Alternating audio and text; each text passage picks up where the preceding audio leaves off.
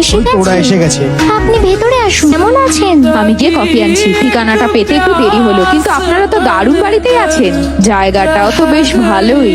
আপনাদের ছেলের ব্যাপারে অনেক জিজ্ঞাসাবাদ করেছি। সবাই বলেছে যে সে কখনোই মেয়েদের সাথে খারাপ আচরণ করে না। যদি আমরা মেয়ে হওয়া সত্ত্বেও কেউ উল্টোপাল্টা কিছু তাকে বললে মারতে পারি, তাহলে ও ছেলে হয়ে মারলে কি আসে? কি গো?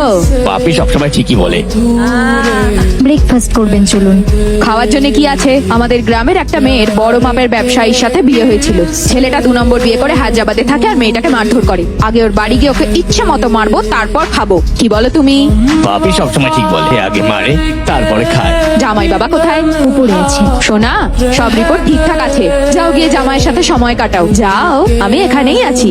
আমরা আসবে জেনে চারিদিকে পুলিশ পাহারা দেওয়ার ব্যবস্থা করেছে ছেলেটা। এই পুলিশ আর মূর্খের দল আমাদের জন্য নতুন নাকি? চলো তাকে ধোলাই দিই। যদি দরকার পড়ে তাহলে নয় পুলিশ স্টেশনে 2 দিন কাটাবো। কি বলো? পাপি সবসময় ঠিকই বলে, যদি উঠবোস করতে বলে আমি তাও করব। বুঝেছি। ভালোবাসা। আচ্ছা আসি। যদি গ্রেপ্তার না হই তাহলে রাতে এসে খাবো, কেমন? বাই। চলো যাই, আজকে ওকে গণধোলাই করবো।